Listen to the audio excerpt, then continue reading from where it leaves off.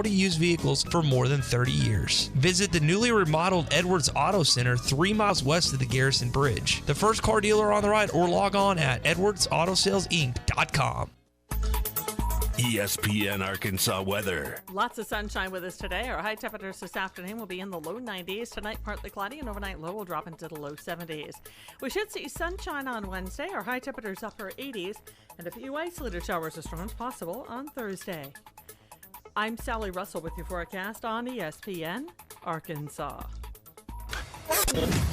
Radio station. KERX, Paris Fort Smith, from the Bush and Bushlight Studios. This is ESPN 95.3. Good morning, Vietnam! Broadcasting live from the Bud Light Studios. I love Arkansas! I love everything here! Give me that thing here! Woo! On your favorite Arkansas sports talk station. Why did that happen in Fayetteville, Arkansas? Dixon Street. It'll get you. Streaming live from Hit that line. .com. You want answers! I want the truth! You can't handle the truth! This is Halftime. Man, that ball got out of here in a hurry. With Phil Elson. You do a fantastic job on the radio. There's no one else in this league I'd rather listen to, so keep up the good work. And Ty Richardson. Guys do a good job, and I'll listen to you guys. 2 more quarters, and after that, most of you will never play this game again. D-Mac, hold on, man, Ryan. D-Mac not looking back. Touchdown. How about that Heisman, Mark Jones? How do you like it? Wide open again. All right, hold on. It's almost halftime.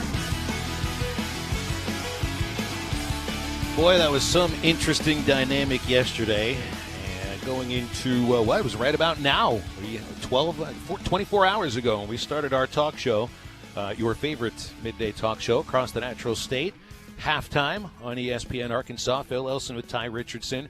That was an interesting dynamic with both Chad Morris and Bobby Petrino speaking to different groups of fans, expecting different answers from completely different questions.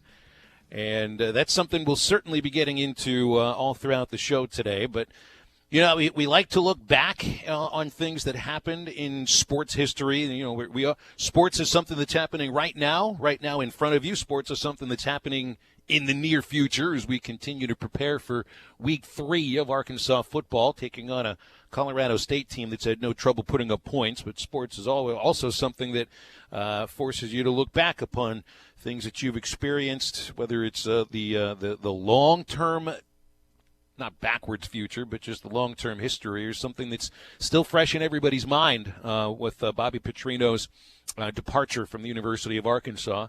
And certainly you can draw a line between where the state of the program is right now and the day that Bobby Petrino drove that motorcycle. And maybe even before that even happened, you could see the signs of cracks in the foundation and a program that hasn't been anywhere near it was when Petrino was riding high on the shoulders of success, not riding high on a motorcycle that was going to crash. Shoulders of a Harley Davidson. That's right. I was waiting on it. Well, and I don't know how high you can get on a motorcycle when you're riding. Maybe one of those one of those old-fashioned ones that has the giant front wheel and the tiny little back wheel, that'd be a little bit higher. But you can only fit one person on those, not 2. So I don't think Bobby Petrino would have been wearing that. Anyway, it's not to get into Petrino too much, because that's something we'll get into in the second hour. I don't know whether or not you believe the emotional moment and some of the things he was talking about, or whether or not I know maybe someone on this show that doesn't. Or even if it was something that came off as, just watering the seeds of a job that maybe he's hoping could be open in the upcoming few months to a little more than a year. When you look back at the guy's history, he does have a history of going back to the people he's burned before and, then burning them all over again. Anyway, at the same time that David Basil was introducing Bobby Petrino, Chad Morris was introducing a new starting quarterback for the Arkansas Razorbacks. And it was no surprise, and I think you made a really good point yesterday, Ty, that, after Arkansas barely beats Portland State, after that game at the post-game press conference, Chad Morris announced that Ben Hicks would start week 2 against Ole Miss.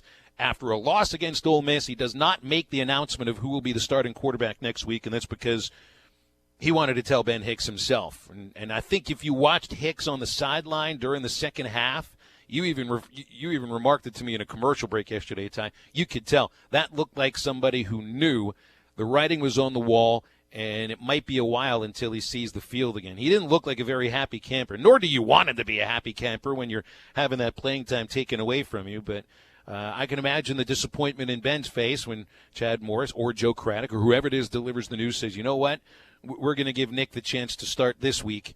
And although seemingly everybody else that pays attention to this football program week in, week out, day by day, didn't everybody think that this is the way it was going to go? That Ben Hicks would be the starter for the first game or 2 or 3, maybe 4, but eventually the more talented quarterback, the one with the arm, the one that can fit it into windows, the one that just looks like he's got more of what you need to play quarterback at this level of college football, takes over. Not like Ben has to like it, but this is the way it goes, and the Arkansas offense is going to be not a little bit better. They're going to be a lot better for that change. I think if Arkansas was given Vegas lines and 4 different scenarios, Ben Hicks starts, Nick Starkel will take over, Nick Starkel start, Ben Hicks take over, and then vice versa of those two, they would lean on that Ben Hicks was probably going to start the season, and then Nick Starkel was going to take over. Now, the question was, I think for a lot of fans, what time period was that going to be? When was Nick Starkel going to take over the starting role? Well, as we now know, it's after week 2. And here's what Chad Morris had to say about his decision to go with Nick Starkel against Colorado State. You know, it felt like that coming out of half, it wasn't so much what Ben did or didn't do. It's what Nick did. And we were looking for a spark, something to get our offense moving, create some momentum, create some yards, give an opportunity for some big plays, and that was our decision going into it, and Nick will be our starter. Phil, we were joking yesterday before the show. How long would it be before someone asked Chad Morris the question, who's going to be a starting quarterback? Well, you'd be surprised that he even got in his opening remarks, right? Correct. Trey Biddy, first question up. Hey, Chad, I've seen you listed Nick Starkel as QB1 on the depth chart. Can you talk about that? That was the first question out of any media member's mouth, as it should have been. It's the most important. It's the one that fans wanted to know. And he didn't exactly give the most elaborate answer. And I'm going to talk with Nikki about this as well, because I've seen a lot of fans on social media and on different avenues say they didn't like how he responded, that he wasn't critical enough of Ben Hicks and his play through 2 weeks of football. How stupid are you to think a coach would come out and be critical? Like, think about recruiting, y'all. Like, you know how many times different coaches in the SEC, if Chad Morris was to butcher Ben Hicks and his performance in 2 weeks of the football season, you know how much that would be used against him? He's not trying to criticize players unless they need to be criticized. And I'm not going to sit here and tell you that Ben Hicks's QB play was superb the first 2 weeks of the season. But my goodness, to call Chad Morris out for not being critical enough of Ben Hicks, for him going another direction and saying it's not what Ben Hicks didn't do, it's what Nick Starkel. He is trying to alleviate some of the pressure that is going on in that QB room right now. Because as you mentioned, with the TVs we're zooming on in Ben Hicks, I don't know for those who went to the game and those who watched it on TV, at one point in time, and I can only assume that this was in reference to him losing the job in the second half, you see Ben Hicks' mouth, "This is effing BS." Like, you see that. So it's not like tensions aren't going to be high in this situation. Can you imagine, Phil, how much more elevated that would have been if Chad Morris had come out yesterday and said Ben didn't play good for the first 2 weeks, his play was unacceptable, him, individual attack of that. That would have been terrible for the camaraderie of that QB room and bad for recruiting in general. And I don't get why fans thought that he didn't do a good job explaining the situation. That's preposterous to me. No, it's just what the call-in shows are for. That's what Twitter is for. That's what that's what Facebook is for. So you can get out there and rip the kid for not playing very well. And I don't think when the coach says he didn't play very well, it's going to come off a lot differently than when you and I say it. It's also going to come off with a lot more authority. But there are very good reasons why you start Nick Starkel right now over Ben Hicks that might not even have anything to do with what Hicks did or didn't do. You got this extra year of eligibility for Starkel. You've got another 2.5 months of football to play. And if a team is going to take a complete step forward as a program overall, a quarterback that has 1 year of eligibility and might not have all the physical tools that you want, but so-called knows the offense, how does that make everybody else better for the next year? I think moving Nick Starkel into the starting job right now gets this team better for next year, to be honest, and better for this year too, in an offensive way. So, I don't know if that would have made the difference between a win and a loss against Ole Miss, because let's face it, Nick Starkel doesn't play secondary and doesn't play defensive line, but it might have helped out in some situations. And this is somebody who, according to the coaches, picked up the offense pretty well over the 3 weeks that he was there for summer/fall/camp/practice. And then so you hear about this play, this trick play that they tried in the third quarter, which is something that was practiced, according to Joe Craddock, over and over again, specifically for this game. This was like the moment where the quote-unquote vanilla offense had a lot of flavor sprinkled into it. You saw some of that Wildcat stuff in the first half. You saw some interesting motions in the first half, but it was that trick play that blew up in the Razorbacks' faces. Eventually, they did get the first down, though, later in that drive, which does show, Starkel's the kind of player that can come back from a mistake and get you a first down, after second and 17. But it's really something to think about, a play that's been practiced over and over and over again to the same players. What did Joe Craddock say? Every single time we've practiced this play, that ball's gone to the right side of Treylon Burks. Every single time. And they're looking for Cheyenne O'Grady over the right side by the hash marks. And that's where O'Grady was looking for what should have been a wide-open pass from Treylon Burks. But the pass, which, by the way, of course, was supposed to be a lateral, turns out to be a forward pass to the other side of the field, where Mike Woods must have been thinking, can you imagine what Mike Woods would have thought with that ball coming at his face? And he's thinking, I am not involved in this play at all. Oh, my goodness, the ball's on the way here. What am I supposed to do? The kid deserves a little thumbs up and a tip of the cap for not throwing the ball. I mean, he must have known that was just slightly forward. You can't do it twice. You maybe should have just gone down instead of, lose whatever the yardage was that he lost. But here's the other thing. So Ben Hicks, if he throws to the right spot, does the pass get to where it needs to get to at the right time?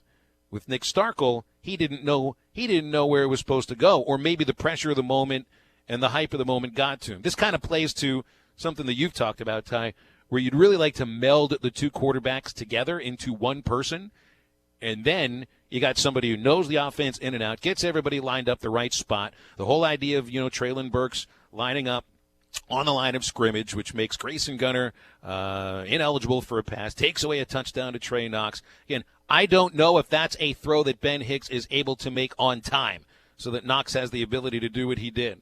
But he might have also, mentioned to Burks at the right moment once he takes a look at the alignment on the defense and looks at where his players are lined up. Oh, my goodness, my freshman wide receiver is lined up in the right spot. Take a step back, son. Let's see what happens now. It's too bad you can't put these two kids in the same uniform, right? Here's Chad Morris on how the trick play failed miserably. The ball was supposed to go to the right to Treylon. Again, some of the things that, you're going to make mistakes. Nick threw the ball to the left to Mike Woods. And as you can see, CJ was never even looking on that side. That ball's never gone to the left on that case to Mike. And so that was a mistake. I mean, we made a mistake on it. If he goes to the right, CJ's wide open running down the field.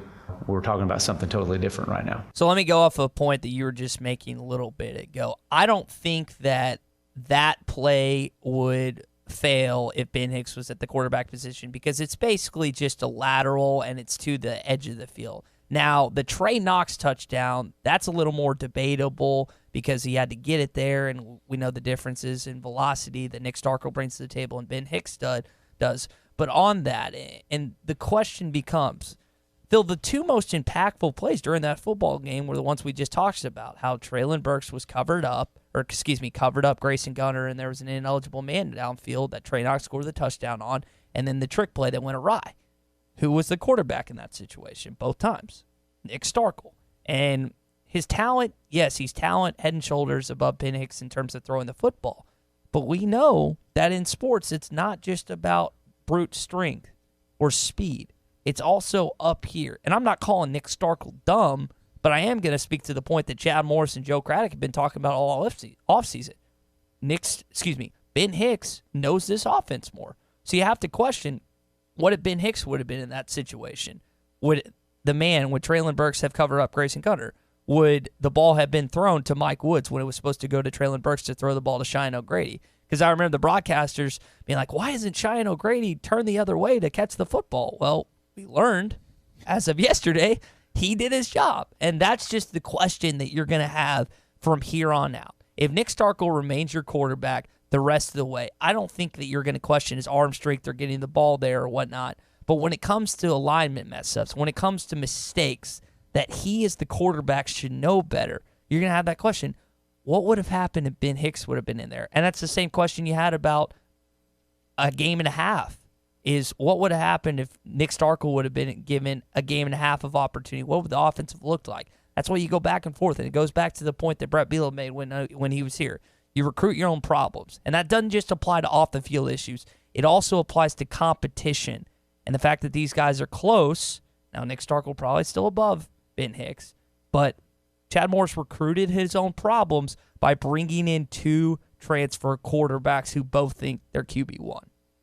And again, you don't this is somebody that's running the offense, and I think with Nick Starkel, the receivers, maybe the offensive line, which does appear to be the weakest link on this offense, everybody's going to have a little more confidence, I think, in the quarterback's physical ability to do what needs to be done.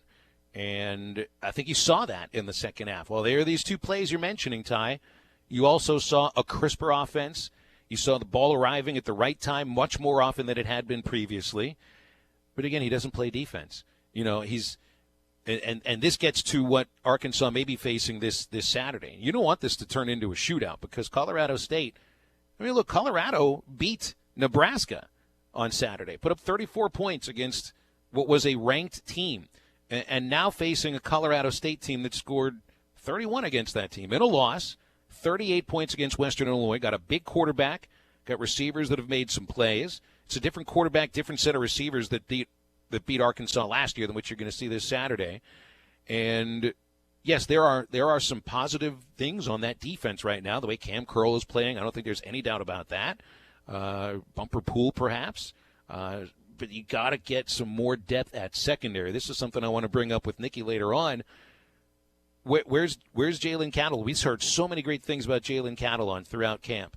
This is somebody that is supposed to be a playmaker. Devin Bush at cornerback. Not like these are supposed to be out there every play, but you're going to need these kids as the season goes on because you can't have the same 4 or 5 defensive backs out there for the entire game. That's why you saw in the second half Ole Miss doing what they wanted to do, running the ball mostly at will. So, obviously you need a defensive line to stop them too.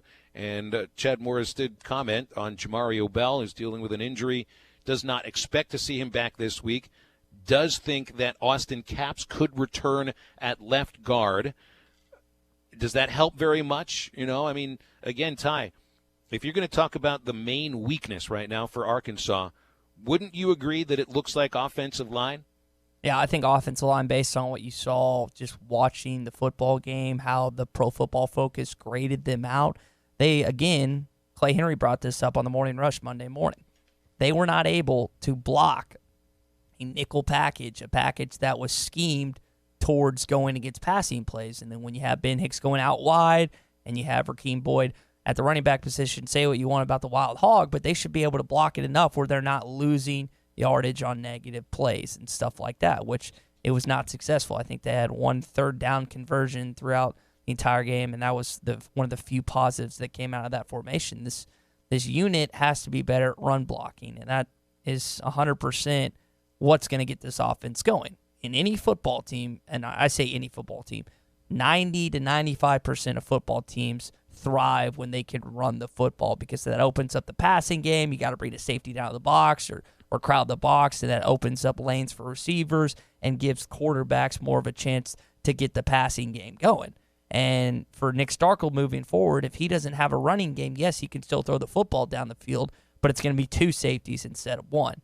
It's going to be just deeper coverage that he doesn't have the ability to stretch the field on because they're not scared of them running the football on them, Phil. And that has to get better, or this team's not going to get any better.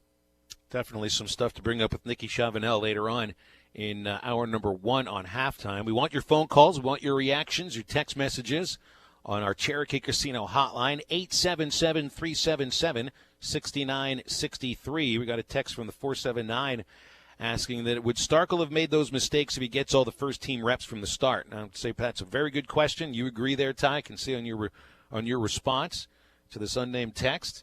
This also goes to the idea that he did get first-team reps during camp. They switched him up quite a bit.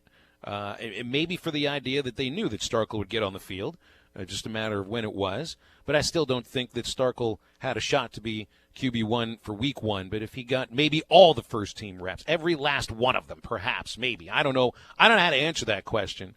But it is a fairly good point that maybe those mistakes on alignment and on the side of the field that ball is supposed to go to wouldn't have been made. Sorry, turn my mic off for a second. Scott and Fort Smith asked on the Cherokee Casino hotline, to your point earlier about Jalen Catalon, is he back to 100%? Now, for those who don't know, he tore his ACL when he was still in high school, and that was a concern, but I haven't heard anything in terms of his rehab that's gone wrong or any recent injuries that would lead me to believe that's why he's being kept off the football field. Well, he's still listed as the second-string free safety behind Joe Fouché, so he's there. So they expect to play him if they ever say go ahead. And that just is one of those things where the staff is concerned that he doesn't know probably enough of the playbook at this point to feel good enough about playing him, right? I mean, unless it's a disciplinary issue that we have no idea about or an injury issue that we have no idea about. That has to be the only reason I would think that he's not seeing PT. Well, anyway, that's stuff to get to with Nikki later on. Also, we have Get Off My Lawn for Tuesday. I have a feeling that a lot of people throughout Arkansas are feeling a little get off my lawn after a second straight loss to the Ole Miss Rebels. So get with us on that Get Off My Lawn. We want your responses, too, at 877-377-6963 on the Cherokee Casino hotline. We'll come back after the break. Don't forget about the last big RV show of the year going on right now in Van Buren at Breeden RV.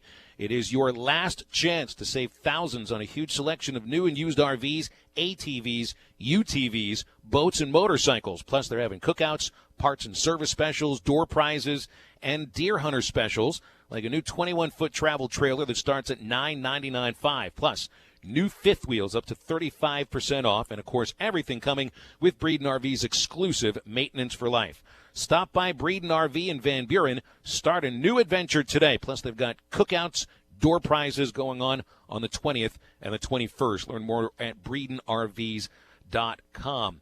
Yesterday was the 1-year anniversary of Halftime, which had about a couple dozen other ideas for names for this show. We'll see what could have been next on ESPN Arkansas and hitthatline.com.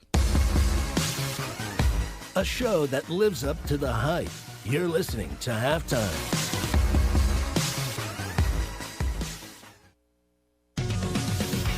It's Southern Tire Mart Free Break Inspection Tuesday. This is the Morning Rush. If you've ever dreamed in a million years that Tennessee and Florida would be an 11 a.m. game. We got to quit looking at the 11 a.m. game as some kind of punishment. Fans view it that way because you got to get up early. It interrupts and messes up your tailgating. You're drinking mimosas and screwdrivers instead of something else before the game. I get it. It's not convenient. Don't miss the Morning Rush. Weekdays from 6 till 9. Only on ESPN 95.3.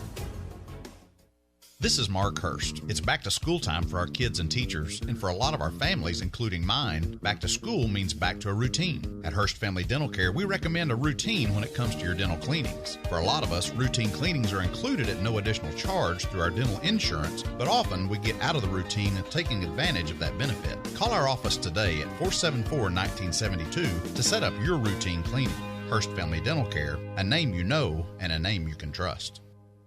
Hi, folks. Larry Rath here for Rath Auto Resources. Thanks to everyone who chose Rath Auto Resources as a better way to drive, we've had a record summer. Now it's time to restock the lot. So all this month, we'll be giving up to $3,200 above appraised value for your trade. Even if you still owe money on it, we can help. With up to $3,200 extra for your trade, we can get you out of your old ride and into something nicer and newer now. Like these special purchase 2018 Hyundai Elantra SELs. loaded with equipment, great looking, and Rath Road ready, starting at only $13,991. If you're keeping the car you have, let us take care of it for you in the Meineke Car Care Center with buy 3, get 1 free on all tires and 50% off on brakes. Help me restock the lot and get up to $3,200 extra for your trade. Now at Arkansas's favorite used car dealer, Rath Auto Resources and the Meineke Car Care Center, a better way to drive. 4515 Towson Avenue, Fort Smith, or online at rathauto.com. Requires bank approval. Vehicle purchase price affects trade allowance. Your fence is more than a decoration. It's a reflection of its owner. Choosing a fence company should be done with integrity and quality in mind. The Fence Man has been providing fencing and security solutions for over 40 years. An in-house custom iron and gate department, plus an access control department. The Fence Man offers services other companies aren't equipped to do. The Fence Man, fencing and security solutions to protect what matters most. 479-782-3936 or online at thefencemancompany.com, a division of Quantum Property Services. The weather is hot and the deals are hotter at Hertz Car Sales. Hertz offers a wide selection of high-quality cars, SUVs, or trucks, and amazing customer service where you can buy direct and save on every car. With inventory arriving daily, why not make the short drive to 2810 Midland Boulevard or give them a call at 783-1722. You can also check them out on the web at buyfromhertz.com. Proud to serve Fort Smith and the River Valley. Stop by Hertz Car Sales today. You'll be glad you did. Hi, I'm Kelly Smith, owner of Dixie Digital Imaging, the Xerox authorized agency and dealer in the River Valley. The 29 new models of Xerox business printers and copiers represent a quantum leap forward in office technology. They are designed for the way we work today, safely and securely. They're powered by Xerox Connect Key technology. They're innovative and affordable with both black and white and color devices available. For more information, give Dixie Digital a call at 783-6600 or visit us at dixiedigital.com. Dixie Digital Imaging, bringing Xerox document innovations to the River Valley. Hey, this is Ted with Ed Walker's Drive-In. For more than 70 years, Ed Walker's has been the place to go for the best French dips and hand-patted hamburgers in town. Blue Plate Specials served Monday through Friday, and we're still the home of Fort Smith's only 5-pound hamburger. We're open 10 a.m. to midnight, 7 days a week. Call ahead for pickups, 783-3352. Ed Walker's Drive-In, 1500 Towson Avenue in Fort Smith, where the legend lives on.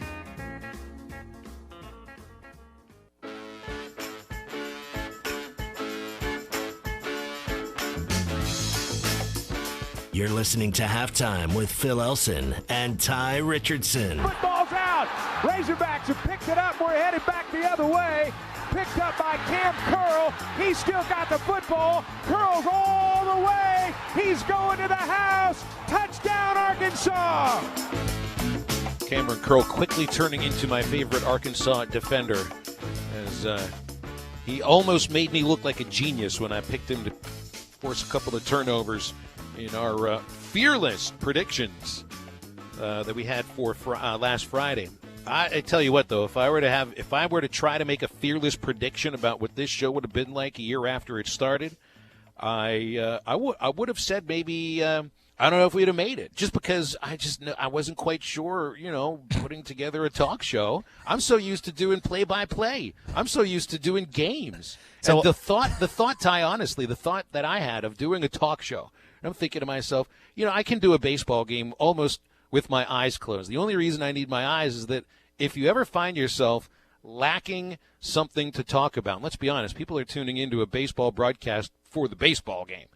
You got the game right in front of you. You don't need a script. The game is the script. As long as you describe what you're seeing well enough, understand the sports well enough, you're going to do fine.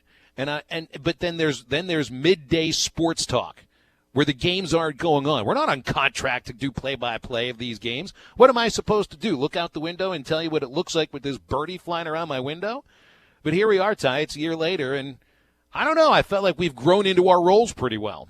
So what I just heard from what you just said is that you thought this show was destined to fail. Well, I mean, that's what it boils down to. I don't know if I'd say it was destined to fail. It was just a shot in the dark, I mean, I get nervous. I get nervous before big moments. And you and I were sitting there in that studio and before the first show. Could you tell how nervous I was? Because I feel like I scripted an entire 15-minute monologue, because otherwise I wasn't going to remember what I'd been thinking for the previous week. Yeah, because you have kind of gotten into this role now where you don't even write your monologues out. It kind of it's been months since I wrote it. Yeah, it just flows naturally. And I remember I'm pretty sure the first monologue you did was like 4 minutes? Like it was decent. It was a decent chunk of the first thing. But I mean, I here's my thing. And I was talking to my dad about this. And again, my dad doesn't like baseball, but you have made him listen to Arkansas baseball. Because that is the best compliment that a play-by-play guy can get. Yeah, and he enjoys listening to you. I was talking to one of my buddies, and I forget who it was, but I wouldn't say I was to your level, like extremely nervous, but I was like, I think I was more concerned with the age. Obviously, we play off that generational gap as much as we can, and I didn't know if you'd get my humor.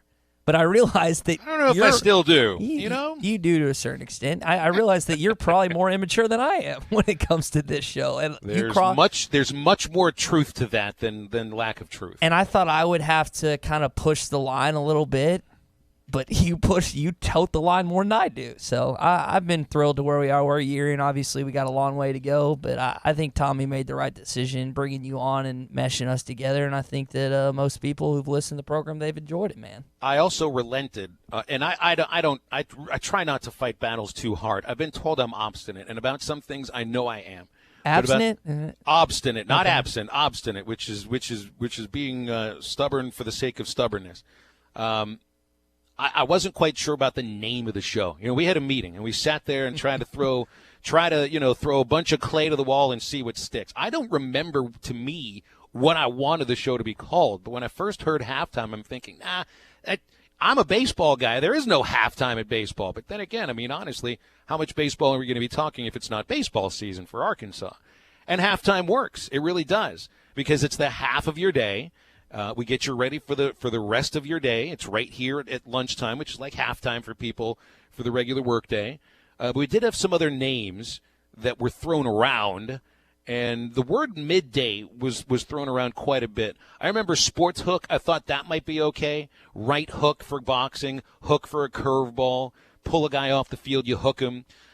But obviously we didn't go with that. You know, and Tommy and the staff said halftime is easy. Halftime makes it easy. A good-looking logo. It's sellable. And here I am, the guy that, you know, the hosts never worry about what's sellable and what's not. Leave it to the general managers and the salespeople to come up with the right name, because I got to say, I couldn't think of a better name than halftime, other than maybe the generational gap. But how did you and I know that actually would be something we'd play off of so much? Oh, you still haven't mentioned the one that you wanted it to be called. What did you want? Midday Balls? Yeah, I don't think Tommy Kraft was a big fan of that one. That's me toting the line and attempting to jump over all at the same time. I think I liked High Noon Hogs, Armchair Athletes, and maybe I'm going through the list. And the other one that I like. I like Technical Foul because I think that would play off our personalities a little bit. But I thought the Daily Dose was really interesting because you could take those 3 words and extend it to whatever. The Daily Dose of what? We've gone on some good trips since we've started the show. I've gotten to go to Dallas and go to Ferris Wheelers for the Texas A&M game, Whole Hog for the Little Rock game, T. Henry's. You got to go there for the College World Series. I got to go to SEC Media Days down in Birmingham. I think we've gotten to do a couple other remotes here in town. I think it's been a pretty good experience so far. I agree, and I know you enjoy the Polar Plunge more than anything. That has to be the best part of the show. Well, that was a sign of your victory over me by razor-thin margins. I've just loved doing the show from all the locations that we've been doing the show from, whether it's airports or basketball arenas or baseball parks or hotel rooms or hotel lobbies or restaurants or old bedrooms that I grew up in partially, or just where I am right now, you know, in my apartment. And then there's the studio, which I've actually been inside more than a few handfuls of times. But can I just get sappy for a quick moment here, Ty? Because the truth of the matter is, you listen to radio shows, and you might think that the hosts get along, and in reality, they really don't. And I'm not saying that's the case. I know Tommy and John get along really well. But what my favorite part of the show, I'm going to have to hold back the tears here because I do get sappy, it's getting to be as close as I feel with you. And I think that, Ty, that's probably why listeners feel engaged in the show, that maybe listeners have a little partial ownership of the show, because when you're doing radio, people are welcoming you into their life. And I feel like listeners to this show have have enjoyed the growth of our relationship. You and I never knew each other before the first day we did this show. And you want to talk about a risk. But, I try never to have an ego about radio. I try to be as inclusive as I possibly can, work with who I'm supposed to work with, and not make it about me. And I think the Showtime, more than anything, has been about our relationship and the sports that we talk about. That's why I love doing it. And I think a couple weeks in, you told me that you wanted to get to know me, obviously, on a personal level. And to a certain extent, you wanted our audience to be invited into our lives. Now, there's some things we want to keep private, and you understand that with certain things that have gone on in this world. But I think that we've done a good job of having sports, pop culture, and a little personality that you can see into us a little bit. And I think it's been a good combination. And I guess we'll be doing the show until you get an MLB job. So let's don't apply for any of those anytime soon, okay? From your lips to God's ears. Is that all right if I just put that across? And part of the other thing, and I'll take the break in a moment here, in life you're forced to work with people that don't view the world through your eyes, and it might be because of just the way you view politics, the way you view religion, or it might be the generational gap. You sometimes work with people that are 18 years younger or 18 years older or even, greater numbers. Generational gap. You have to find a way not just to coexist, but to make it work. And I think that's what we've done. We're part of what this show's about is how to relate to the generation that's younger than you or the generation that's older than you, and we do it through sports and through the pop culture things that you talked about. That's why I love doing this show so much. We also wouldn't be able to do the show if it wasn't for Rhodes Chevrolet, one of our great sponsors. For over 80 years, Rhodes has been the name you can trust. Rhodes has always been dependable in the car buying and car owning experience, and from the first time you walk into their showroom, you are treated like family. As part of the family-owned dealership and service department that has served the River Valley for over 8 decades. And your next dependable vehicle is there at Rhodes Chevrolet, 2800 Alma Highway in Van Buren, or at RhodesChevy.com. Rhodes Chevrolet, dependable since 1934. Nikki Chavanel is coming up next from Rivals on ESPN Arkansas and HitThatLine.com. No hidden agendas on this program. You're listening to Halftime.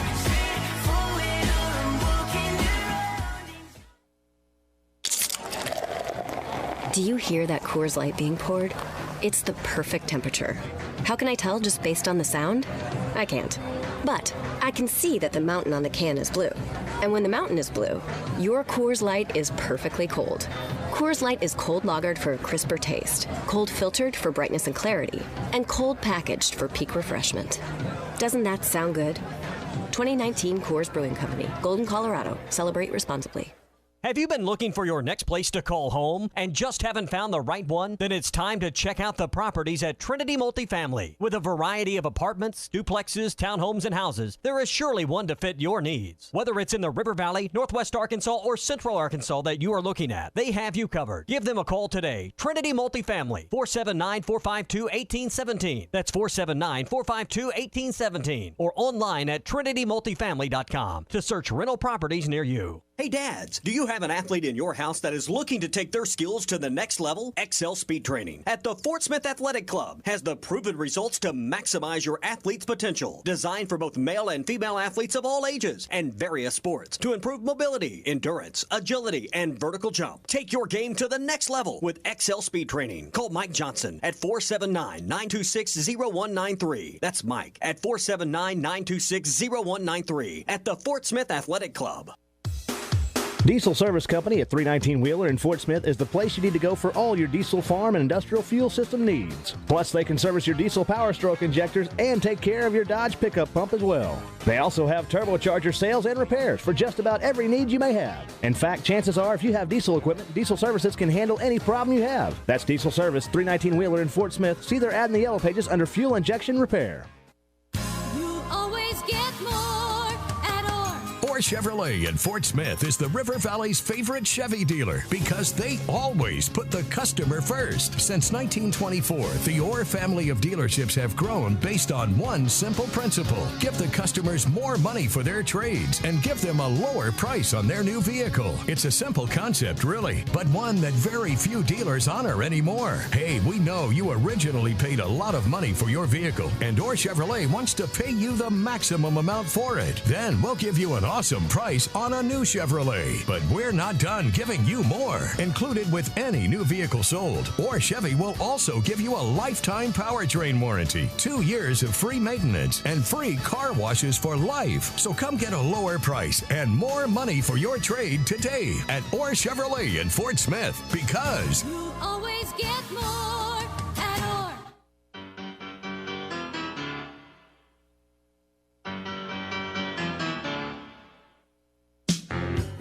You're listening to Halftime with Phil Elson and Ty Richardson. Davis, first down, a bunch more. There's one of those types of scores as he'll take it the distance. Touchdown, Arkansas. 62 yards.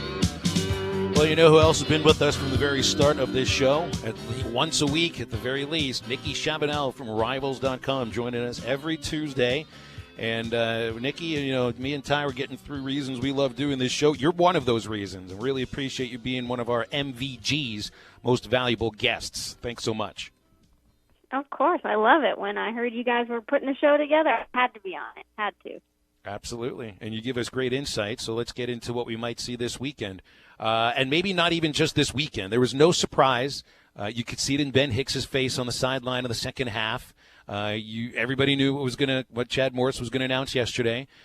So I guess the question would be now, from what we've seen, I would really be surprised if we saw any repeat of last year with the back and forth. Do you think, barring injury, that Ben Hicks sees the field again for Arkansas? I'm going to go ahead and guess no. Yeah, just based on what we saw on Saturday and then also a little bit last Saturday, I'm just not sure that he has what it takes to play quarterback in the SEC as effectively as they need him to. And it stems from way back at SMU. He was inconsistent. He really depended on having those NFL talented wide receivers. And while Arkansas's wide receivers are getting there, I mean, they're not going to make unbelievable catches like he had guys do at SMU. So, and Nick Starkel's proved that he's done it before. He's had some success at this level, despite not playing too much. I think that if they had started him on Saturday, they could have had a much, much better chance of winning the game. So, I mean, we beat the quarterback thing to death, but what about the idea of depth? And we talk so much about there's more depth on the offensive line this year. That doesn't necessarily mean the offensive line is any better. They played the entire game on Saturday, every last snap, and you had pressure from both tackles. Myron Cunningham has struggled to pass protect in the first couple of games, and then also in the secondary, and I was floored that they played almost the entire game. I don't know if they've built up the depth that they thought they'd built, or is it just a matter of youngsters or the second stringers and they're not comfortable playing them? I think it's probably a little bit of both. I do think if they were ready, they would probably see the field more. But just, you know, every inexperienced player you have on the field, you're more likely to make a mistake or have a penalty. And at the rate that they were making mistakes on Saturday, I don't think they could afford any more, and that's what they were worried about. But, you know, as the weeks progress, you hope that they build up the confidence in practice, they limit the mistakes, and then they can translate that to the field and hopefully get on the field, because you're not going to stay healthy all season long. It's just not going to happen. So they're going to need someone to step up, and hopefully they're, you know, stepping in with roughly the same amount of talent and knowledge of whatever scheme or offense they're running as the guy that went out. Talking with Nikki Chabanel, Rivals.com on the Cherokee Casino Hotline. Nikki, I don't know about you, but when I saw the SEC Network tweet out that Arkansas somehow, some way got the 6:30 slot next Saturday night when they play San Jose State, I was blown away. Were you blown away to the fact that they got another night game already? So I'm not really sure how that works. Like, do they draw it out of a hat? Like, how do they pick who plays? Do you guys have any idea? Well, I think doesn't it start with CBS and the ESPN gets to pick their night game for the main network, and it kind of filters down from there? Correct, yeah. Yeah, and then I don't know, but maybe Arkansas kind of pitched like, you know, these might be some of our best games of the year, most competitive games of the year for us, so these are the games we would prefer to have in that night spot if you're going to give us any, you know. So that may be what might have happened. So, Nick, we've talked a lot about what Ben Hicks doesn't bring to the table. Every Starkel, playing the SEC, big arm, blah, blah, blah. What worries you about him outside of his knowledge of the offense moving forward? Well, he does go for the big play a lot, and he's a gutsy player, but that doesn't always work out. So you have to know the offense really well so that you know who's going to be open. And I think there was a route that was run the other day that they both had to make reads. I think it was Cortland Jackson or Tyson Morris, but they had to make a read route, and Nick Starkel had to kind of guess where he was going to go, and they ended up picking the right route, and they both connected on it. It's just like stuff like that. He obviously hasn't taken as many first-team reps as Hicks thus far into the season, but he'll continue to get that chemistry with the guys. But his arm talent is really good. I'm just worried about him making the best decisions on the field. Maybe that filters into the idea of who's comfortable playing with him. It's obvious the physical attributes are there, and maybe receivers want him to take risks. So that they can put their talents on display. Yeah. It looked to me like in the second half, the offense just, I don't know if believe is the right term, but they just look. That's what Chad Morris was saying. Nick provided a spark that wasn't there under Ben Hicks. That has to do with how the other 10 players on the field are feeling about that quarterback too. Yeah, I'm sure that when he came on, everyone kind of got that extra juice. They missed the field goal to help them out going into halftime. So I think knowing that they had kind of a new start with Starkel helped them play a little bit harder. It's hard when they've lost so many games. You kind of get in the rhythm of losing. But I think that when Starkel came out there, they had this renewed energy that they could win the game. And even though that's not how it went, I think it could have been a lot worse if they didn't have that mentality. Now I remember you'd mentioned that the coaching staff did not recruit last week. But that didn't keep you from paying attention to some Memphis area recruits that Arkansas has been targeting, and it looked like you might have felt pretty positive about the returns from these kids, even with a disappointing loss. Yeah, they obviously pay attention to the game, and we haven't really reached out to them for any reaction. I don't know if anyone would really appreciate that, just because you don't really need to remind them. But, they know that it takes time, and the coaches are constantly communicating with them, just like they were with the 2019 class. They told them things are going to get better. They obviously hadn't even settled on a quarterback yet. So once those things work themselves out, then the recruits will probably feel better. And there will be some on the Hill this weekend. I haven't heard too many names yet. And then once SEC play starts, like the Auburn game, that's going to be a really big one for recruiting. Talking with Nikki Chavanel on the Cherokee Casino hotline here on halftime. Nikki, you made a great point yesterday. It seemed like the overall fan base reaction from Chad Morris naming Nick Starkel the starting quarterback was, why didn't you criticize Ben Hicks more? Why didn't you bash him more? Nikki, that would not kill it, but hurt recruiting if players saw him do that to Ben Hicks. Why do you think fans wanted Chad Morris to criticize Ben Hicks so badly?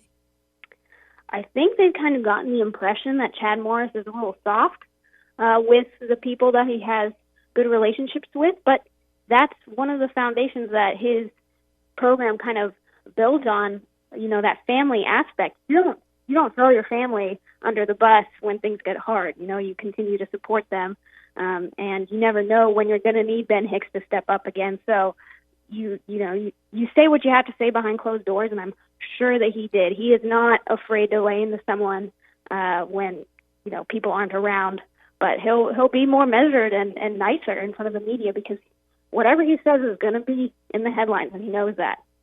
Nikki, let me play this clip real quick. This is when we had Taj Boyd on a few weeks back, and Phil asked him the question about what Chad Morris expected out of him, and he was like, man, he told me, like, before the spring, if you can't do better, I'll find someone better to do the job. I mean, I had one spring with him, and, in the summer, and after the spring ball, he looked at me and said, look, I know you think you had a solid spring, but it just wasn't good enough. And if you can't find a way to get it done, I'll find somebody that will. And that's just who he is. So it was a challenge for me to step up to the plate. Does that sound like someone who's soft? That's like one of the greatest quarterbacks in Clemson history, and he was just like, man, you're a 5-star kid, but you didn't have a good enough spring. If you're going to do that, or if you're going to play like that, I'm going to get someone better. Yeah, I hadn't heard that clip, but that doesn't surprise me at all. I mean, I've heard a lot of stories about Morris coaching when other people aren't around, and he is hard on people, and he'll get kind of sarcastic and dig into you. Like, let's say if a field goal kicker misses one in practice, he'll be like, "Oh, we've got an All-American out here," like stuff like that. Like he'll kind of shame you into being better, and I think nice that's job, kind of kicker. Nice job. Yeah, something along those lines. But he's not going to do that in front of the media, and I actually think that it's better off. Sorry, I had to play that Todd Haley Hard Knocks clip. Well, yeah, that's how Ty and I sound during the break after you hang up, Nikki, when we're talking about you. Oh, perfect. Thanks, Joking. Although I do dislike you because you're a Patriots fan that just dismantled my Steelers on Sunday. It wasn't even a game. I couldn't even watch the whole thing. Oh, yeah, that was great. And just wait until AB joins the squad. Man, it's going to be electric. If he joins the squad. Nikki, appreciate you joining us as always. Have a great week. Thanks, guys. You too. You got it. Nikki Chavanel from Rivals, our resident Pats fan. Is y'all's relationship going to deteriorate? No, I was going to say we still like her anyway. That's Okay. all right. I've got family up there that are Patriots fans, and I will still reluctantly call them family. We'll come back after the break, close up the first hour on ESPN Arkansas and hitthatline.com. You're listening to Halftime with Phil Elson and Ty Richardson. Follow them on Twitter at Phil Elson PXP and at Ty Sports Radio. It's Southern Tire Mart Free Break Inspection Tuesday. When was the last time you looked forward to seeing the dentist? Well, if it's been a while or you haven't had the best of experience with dentistry, meet Marcy Van Ash McKinney of Family Dentistry. They take care of it all: crowns, bonding, dentures, bleaching, and cosmetic dentistry. They even offer oral consciousness sedation available for your comfort. That's Marcy Van Ash McKinney Family Dentistry at 807 South 21st. Call for an appointment today, 494-7600. That's 494-7600. Harry Robinson Buick GMC has over 200 pre-owned vehicles to choose from luxury to economy and everything in between, including over 50 great vehicles with payments under $250 a month, certain to fit your needs and your budget. And at Harry Robinson Buick GMC, you always get more for your trade. 50 vehicles with payments under $250 a month at Harry Robinson Buick GMC. Exit 11 off I-540 in Fort Smith. Drop off the bumper. Kids run downpour to the bank, go to work, pick up squirrel. Kids then go home. With Michelin tires, you'll be ready for the unexpected. And for a limited time, get up to $100 via reward card after submission with purchase of 4 new 18-inch or larger Michelin tires, or $50 via reward card after submission with purchase of 4 new Michelin tires 17 inches and smaller. Get where you need to be with Southern Tire Mart, just off I-540 at exit 14 in Fort Smith. See MichelinMan.com/promo for complete details. Offer expires 9/19/19. Void where prohibited. Fall has arrived. Back to school, football games, hunting season, and we know that you don't have the time to deal with an auto accident. Let Evans Body Shop help you through the process from beginning to end. Our caring office staff will take care of the insurance details, and our dedicated shop crew will make sure that your vehicle is repaired properly and beautifully, and that you are back on the road in no time. Come meet us today and see why we say we meet the nicest people by accident. Visit with us at 412 Gordon Avenue in Van Buren, just off Fayetteville Road. Evans Body Shop, where we meet the nicest people by accident. Protection with possibilities. Have past losses made you cautious about taking on risk with your investments? Are you concerned that your savings are not generating the returns you need? If you are interested in protecting your money and capturing potential investment growth, contact Brad Lewis at United Financial Advisors at 242-7466 or ufadvisors.net to see whether market-linked CDs may be the right solution for you. Securities and advisory service offered through Royal Alliance Associates, member FINRA, SIPC. United Financial Advisors is a marketing destination. The Catfish Kitchen at the top of Logtown Hill in Van Buren has lunch specials every weekday from 11 till 2, starting at only $7.99. Try the 3-piece catfish filet dinner with hand-cut fries and all the fixins. It's only $11.29. And the Catfish Kitchen is more than catfish. Try their shrimp dinners, cooked any way you like it. Chicken tenders, crab cakes, or one of their po' boy sandwiches. The Catfish Kitchen, open Tuesday through Sunday 11 till 9 at 727 Fayetteville Road at the top of Logtown Hill, across from the police station in Van Buren. We've invented a new messaging system using the crisp sounds of Bud Light. Crisp Code, Football Edition. This is how you say, game tonight. Bring Bud Light. Fantasy fees are due. That's it for today. Brewed with no corn syrup. Bud Light, crisp. Enjoy responsibly. Bud Light Beer, Anheuser-Busch, St. Louis, Missouri. For over 80 years, Rhodes Chevrolet has been a name you can trust. Rhodes has always been dependable in the car buying and car owning experience. From the first time you walk into our showroom, you're treated like family. Part of the family-owned dealership and service department that has served Crawford County for over 8 decades. Find your next dependable vehicle today at 2800 Alma Highway in Van Buren or at RhodesChevy.com. Find new Rhodes at Rhodes Chevrolet. Dependable since 1934.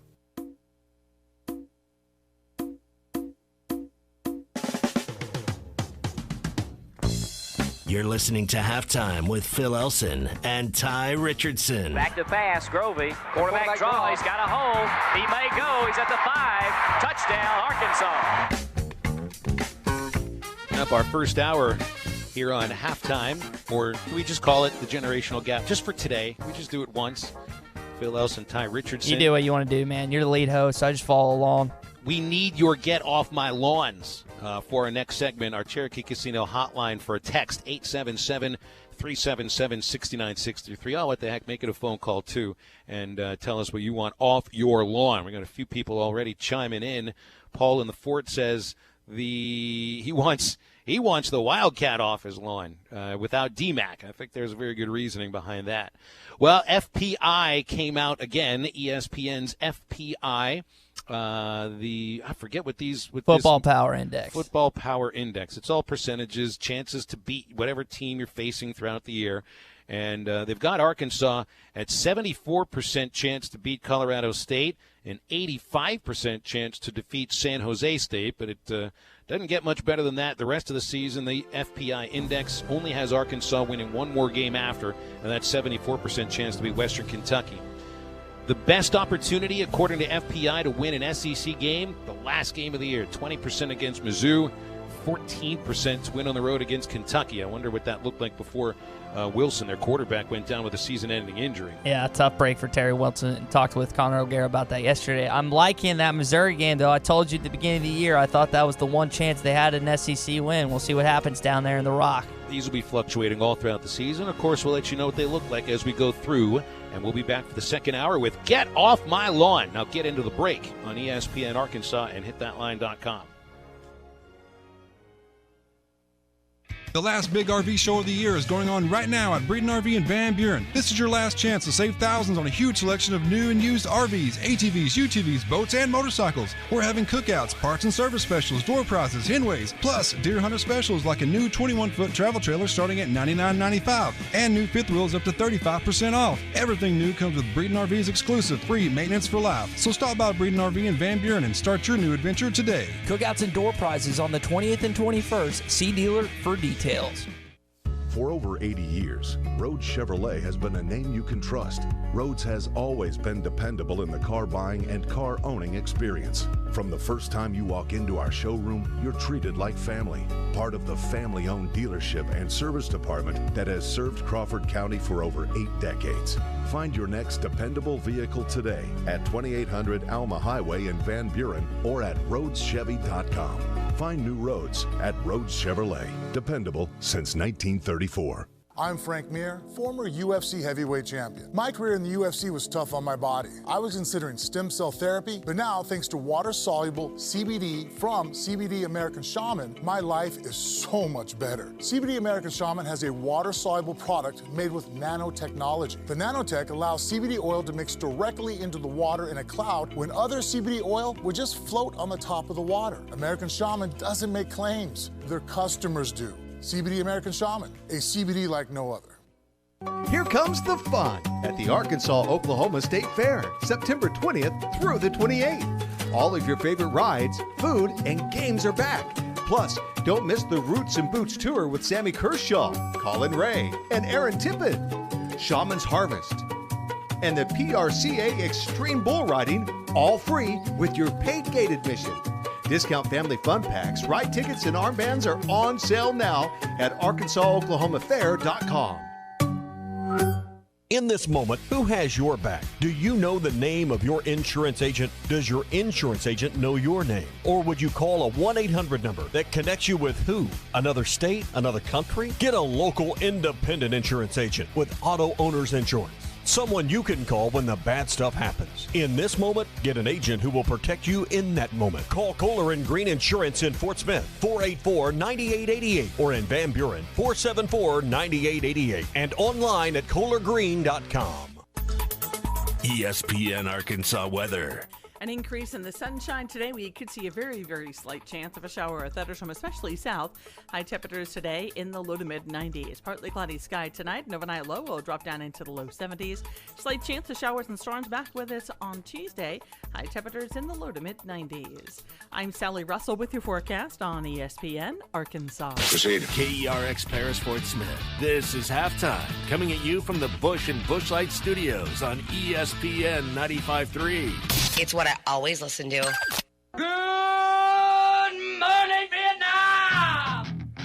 Broadcasting live from the Bud Light Studio. I love Arkansas. I love everything here. Give me that thing here. Woo! On your favorite Arkansas sports talk station. Why did that happen in Fayetteville, Arkansas? Dixon Street. It'll get you. Streaming live from Hit that line. .com. You want answers. I want the truth. You can't handle the truth. This is halftime. Man, that ball got out of here in a hurry. With Phil Elson. You do a fantastic job on the radio. There's no one else in this league I'd rather listen to, so keep up the good work. And Ty Richardson. Guys do a good job, and I'll listen to you guys. 2 more quarters, and after that, most of you will never play this game again. D-Mac, hold on, Matt Ryan. D-Mac not looking back. Touchdown. How about that Heisman, Mark Jones? How do you like it? Wide open again. All right, hold on. It's almost halftime. All right, getting into the second hour on halftime on a Tuesday. Thanks for tuning in. Phil Elson, Ty Richardson. You, if you want to get with us, is Cherokee Casino Hotline. It's 877-377-6963 on a Tuesday. We're all ginned up. We're all upset. Got some things to get off your lawn. Get off my lawn.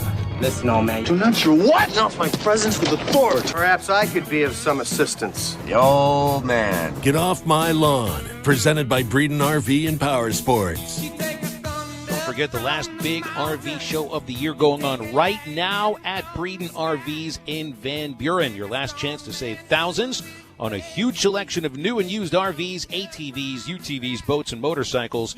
Well, they're also having cookouts, parts and service specials, door prizes, a deer hunter special, like a new 21-foot travel trailer that starts at $999.5, and new fifth wheels up to 35% off. And, of course, everything comes with Breeden RV's exclusive free maintenance for life. Stop by Breeden RV in Van Buren and start a new adventure today.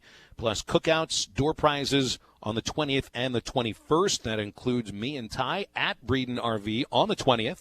You can learn more at BreedenRVs.com. All right, so there's been a big deal about Bobby Petrino at the Little Rock Touchdown Club yesterday. And, hey, I understand why it's a big deal for having Bobby Petrino speak at the Little Rock Touchdown Club, because why wouldn't there be with what happened here? What was that, 7 years ago? 7 years ago, was that on April Fool's Day when the motorcycle accident occurred, if I remember correctly? That's I correct. remember I was calling a Travelers game. It was a bright, sunny afternoon, and the reports come in. And then for the next couple of weeks, it was just absolute craziness. Now, I'll say back then, I had a slight connection to the baseball program. I'd filled in for Chuck for like 7 or 8 games in 2011 and 2012, but didn't have any connection to basketball, and certainly I would still say at that point less than a connection to football. And I was not a Bobby Petrino guy, not then. The rest of the state was. You saw those T-shirts, BMFP. It was the cult of the coach at its absolute best, or in some cases absolute worst, because the guy was very, very, very difficult to work with for anybody that was around that football program for the time that he was there. And look, I don't think this is the case just at Arkansas. This is the same case at Louisville. This is the same thing when he was with the Atlanta Falcons. This is the same thing when he was at Auburn. He has burned a lot of bridges. And, yes, I understand we all deserve second chances. We all probably deserve more than just one second chance because life is long, thankfully, and you're going to make mistakes. So in some cases, you're going to make public mistakes. And we all do deserve the opportunity to make up for those mistakes. But I feel like Petrino's already had that from Louisville. And it just seems, I was listening to Ruskin Zach yesterday, and, you know, sometimes you take what Ruskin is saying in a negative way with a grain of salt, but I did think that it felt a little bit like an apology tour with a purpose of maybe at some point re-ingratiating yourself to a fan base where there still were a handful of people, small percentages here and there, that thought he should have never been fired in the first place and would welcome him back immediately because you hate where the program is right now. Look, here's a fact. Part of the reason that the program is where it is right now is because the state of where Bobby Petrino left it. I know that was his team that John L. Smith coached to a miserable season. And then it's just all fallen apart back from there. Look, a coach is more than wins and losses. It's not about being the moral authority for everybody that pays attention to your program. But this is a guy who would be a very bad look. My get off my lawn here is it's for the crowd, and I even heard some of it yesterday on Ruskin Zach. The crowd that wants him back. First of all, there is no guarantee, zero guarantee that bringing back Bobby Petrino means you're going to start winning again. It might have happened at Louisville, but it only happened for a very short period of time. Ask the board of trustees at Louisville what they think when they fired him with 2 games left in the season and paid him a $14 million buyout. And they're already paying the former athletic director a big buyout, too. Ask Tom Coughlin, who Petrino jettisoned himself from as the offensive coordinator with the Jaguars. Coughlin said he'd never speak to him again. Ask Tom Jurich, who hired him the first time at Louisville. Ask Arthur Blank, the owner of the Falcons. Ask Tommy Tuberville. Ask Jeff Long, whatever you think of Jeff Long. But in this case, I think you would listen to his answer. Ask Lawyer Malloy, who was very unpleased the way that Petrino left the Falcons with a note on the locker. That's why I find it laughable that Petrino's answer to one thing that he regretted more than anything was that he never had a chance to say anything to the players. Just write a note for them like you did with the Falcons, for crying out loud. Ask Mike Zimmer, nearly anyone who worked with him at the Arkansas Athletic Department, and also ask current Louisville Athletic Director Vance Tyra and the entire Board of Trustees if they feel like Bobby Petrino would deserve another chance with them. And here's the other thing, too. You might get into this later on because I know we're going to recap some of his comments, Ty. The whole thing about him not taking a fee, I mean, give me a break. He's got a $14 million buyout. He does not need whatever fee the Little Rock Touchdown Club pays. It's minuscule compared to what he makes to not coach the Louisville Cardinals.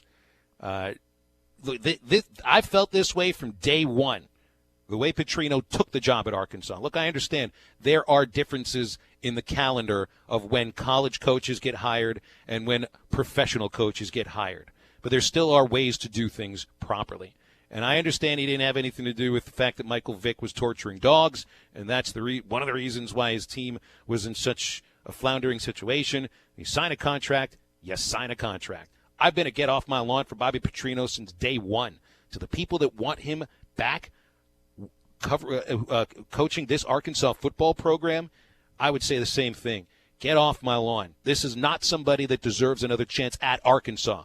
Look what happened in the second chance at Louisville. When you don't have a Heisman Trophy winner quarterback, the program stinks.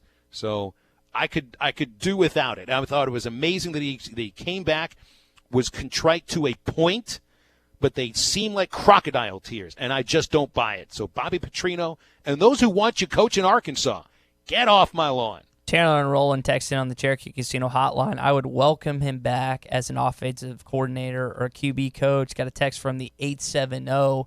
Petrino is a sociopath. That appearance yesterday was pure theater. Morals do matter, never Petrino. So you have one for Petrino, you have one against Petrino. I'd really like to see the percentage-wise, if you asked every Arkansas fan what it would be concerning Bobby Petrino. Obviously, that's not possible, but at least hypothetically it'd be fun to think about. Could we get Bobby Petrino as the offensive coordinator and Houston Nutt as the DC? Would you really want to be the head coach with either of them as your coordinator? Let's be honest here. The greatest show on grass, and I'm not talking about the greatest show on turf, the Rams, in terms of theater, in terms of theatrics, in terms of bringing back a Les Miles, Steve Spurrier type of coaching situation where they'd have to all three go to the SEC Media Days, right? You couldn't just send Chad Morris. You'd have to send Chad, Houston, and Bobby. You'd have to do it. So I just think I'm probably mixing up my Farmers phrasings, but bringing Bobby Petrino back as an offensive coordinator at Arkansas is like inviting the wolf back into the hog pen. You just don't do it. I thought you were going to say something like cross-pollination or something.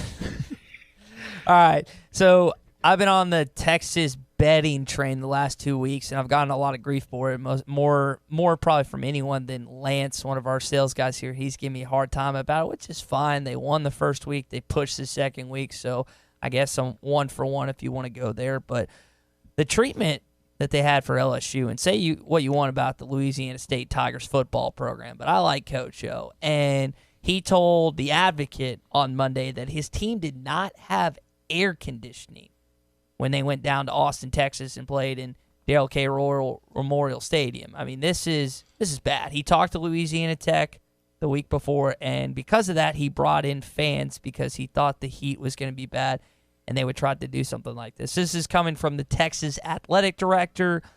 First, we've heard of any issues in that area. We've confirmed that our air conditioning in the visiting locker room is in good working order. So that's one slide. Number 2. They put the band up top. They put the visiting, they allocated, I think, 3,000 tickets. They put all of them up top, which is just not customary, I feel like. Like, that's one of those things you don't do. Now, you don't give visiting fans the best section to sit at, but to put them up top where they did, not a good look. Number 3, they wore DBU shirts. Off the top of your head, Phil, name a couple good defensive backs for Texas, because LSU, that is their mantra. That is what they're known for. Matthew, Peterson, Delpit. I mean, they have studs all over that program. Jamal Adams. I mean, they are just loaded. The only one I can think of off the top of my head for Texas is Earl Thomas. That's it.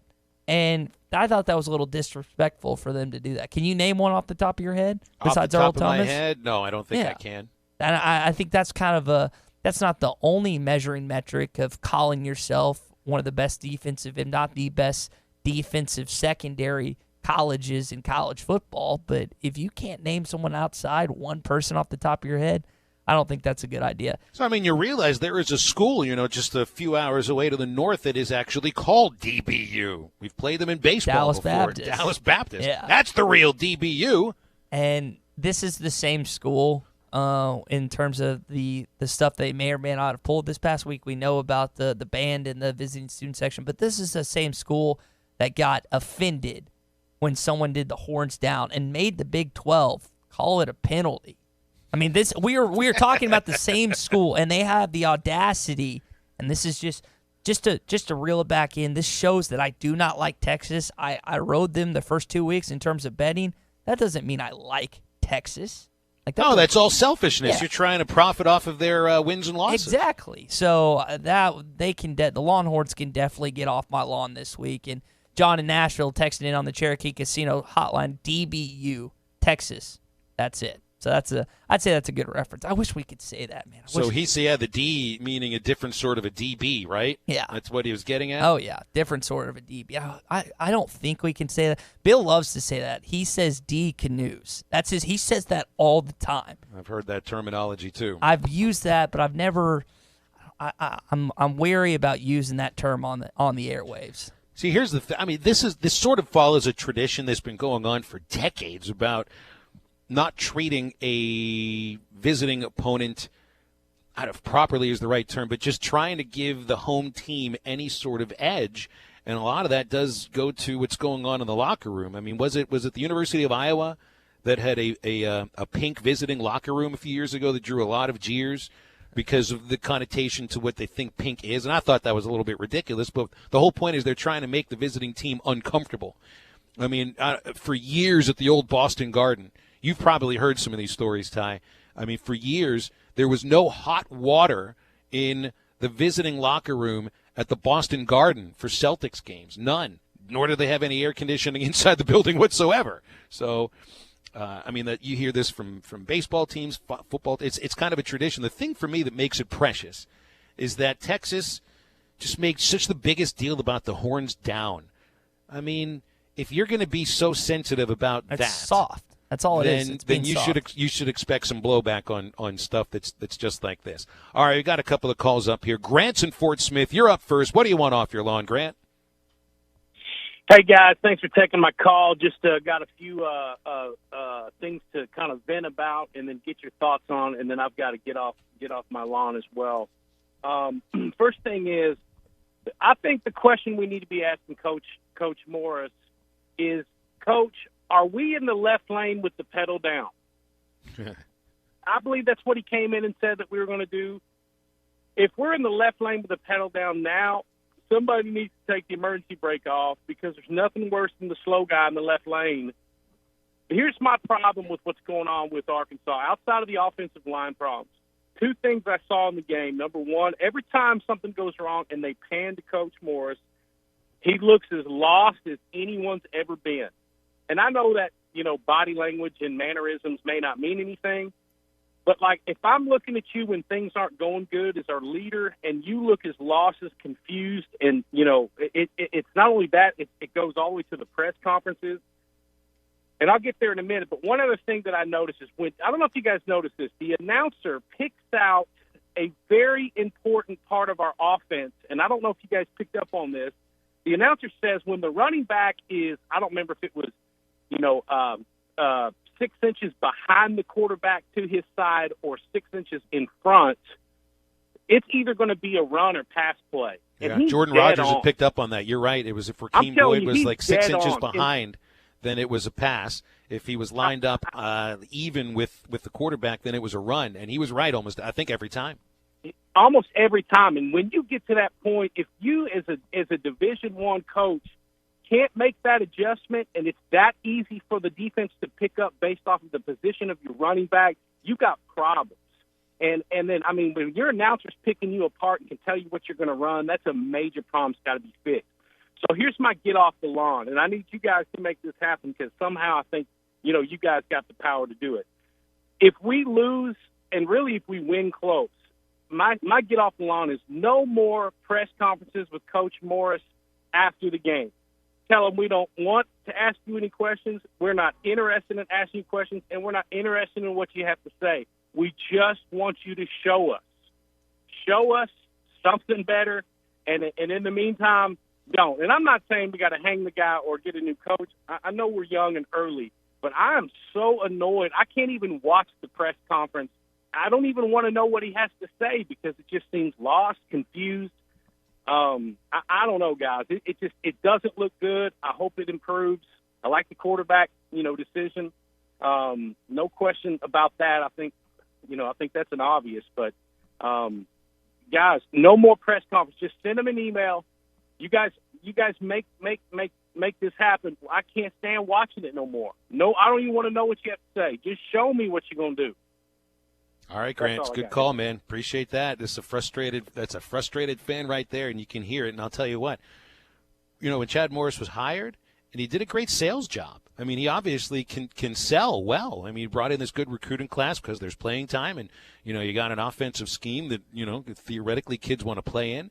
But when you use those terminologies and you never see results based upon those phrases, it eventually is going to get thrown back at you. Not by me. I think it's going to get thrown back at you from the people that you were selling it to, from listeners, just like we just heard. And I wish I could grant Grant's wishes and not having post-game pressers, but that I think there's a few writers like Bob Holt, Tom Murphy, Trey Biddy that might get a little frustrated if that was to occur, and rightfully so. They depend on their game stories, getting quotes from Coach Morris, and he's not the most eloquent speaker. I don't know how many times we've said it on this show, but he's not. He's not a Bielema. He's not a Houston Nutt. He doesn't have that same type of public speaking ability, and that, in addition to the way they've been these last 14 games, hasn't helped him at all. It'd be one thing if he was a lot better in public speaking appearances, and maybe that would help alleviate some of that, but he's not good. Now, from what we've heard and what we've seen when recruiting, he seems to be very good in one-on-one or small group situations. But in terms of when the eyes are on him, and again, we've talked about this, Phil, this is the biggest job he's ever had. Now, the Clemson OC job, that was pretty big with the pressure that was on him coming in with 1 year of being a college offensive coordinator under his belt. A lot of pressure on Dabo, Sweeney, and a lot of pressure that was, again, probably pushed his way. But when you coach Texas high school football, that's pretty big. But SMU is just not that big of a job comparatively to what Arkansas is in terms of the entire state looking towards you to make a decision and hear what you have to say. And probably enough media or lack thereof for covering SMU where you didn't have to have a post-game press conference. And I would say, Grant, that Chad Morris and most coaches probably would like to do without the post-game press conferences too. Part of their contract as well. But they're supposed to go in front of the media, in front of the cameras and the spotlights, and answer for what happened previously in the day. And look, it's expected because these are people that are making more money than any other public employee in the state, so they should be answering questions. Michael from Stuttgart on the air right now. Michael, I can't wait to hear, what do you want off your lawn? I want bums like Grant. I mean, guys, dossers like Grant that call in here and expect more from someone out of life than they can produce themselves in their own life. I want them off my lawn. I want them off the airways. A guy comes on and says, I don't want to hear him anymore in a press conference. Well, turn your radio or TV off, Grant, if you have one. That's all I can tell you. He was talking about, when Coach Morris got here, he was talking about the finished product. Obviously, with all these freshmen and sophomores, it's not going to be what he wants. He was giving you the vision when he gets it rolling. Not now. I mean, people that expect that now, I mean, it's ridiculous. So I'd say that, and people, accuse Coach Morris of being from Texas, like a lot of these guys from Texas are all hat and no cattle. The big talkers, they act like he's selling oil rights and there's no oil or whatever. While a con man, an egomaniacal sociopath like Bobby Petrino comes in here and does some crocodile tears, like you said, Phil, and people think, boy, the courage it took. Boy, like somebody was going to come in there and put it on him, like somebody was going to be mad, but what he did, and they were going to come in there and just put a beating on him or something. The guy would probably had protection, probably had snipers in the crowd, and there was never going to be a need for it. So he didn't have any courage. The guy's setting up something bigger. He's done it his whole life. That's what he's a dyed in the wool. I'm telling you, everybody knows that. He didn't care anything about Arkansas. When the guy left, he was laughing at the people that was shaking his hand, saying was sorry and wish he'd come back. And I can guarantee that. Phil, I want to ask you this. I told you your picks were super sharp last week. You sure did. Boy, were we wrong about that, Michael. Well, no. Hey, was not wrong. Let me tell you something. I wasn't wrong. And this is not a results-based business. This is process-based. The Ohio line you took against Pitt, that moved 2.5, 3 points in your direction. You had Nebraska was up 17 points, had the game, and Miami gave up a 4th and 17. I mean, how often does that happen in the game? That's how close you were to win. Now, I'm not sure about the Ohio game, but the other games you handled. So I look at what should have happened over time, not what happens when we flip a coin and think, this and that happens and you win. And that's the only way you can grade somebody. Not by the result, but by the decision. You made great decisions. I stand by what I said. What I want to ask you is, I guess you learned gambling in Pittsburgh. Is that true? No, I just started learning sports gambling over the last year and a half. It's never been part of me, but now it is just because of the show. He's got a gambling heathen as a co-host, so he's kind of getting involved by peer pressure, Michael. I got to tell you something, pal. How'd you figure what was your methodology to figure those games out, Phil? How'd you do that? I just basically look at the two teams, what they've done recently, look at what the lines look like, and I take my best swing. Wow.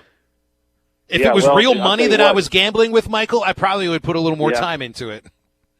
Well, I don't know. It's different. Everybody can, if I put a 4x4 on the ground and you have you walk across it, you'd probably moonwalk across it. You put it up in the air over the Grand Canyon, it's a little different. So money does change things. But I want to tell you this. Your methodology, man, I tell you, those plays were brilliant. I mean, you're a brilliant guy, Phil, to be able to put that together because, those were sharp sides. I don't care what your result was 0-3. I know where the money went. I know what should have happened. I know how good. I saw those plays. I was like, man, where's he getting this? Is he putting all this together himself or did he get these plays from somebody? Because I know how good they were. So, man, you've got a real gift for it if you can actually put money down and still come to the same result. And you're just getting started. I will tell you this, give you some advice.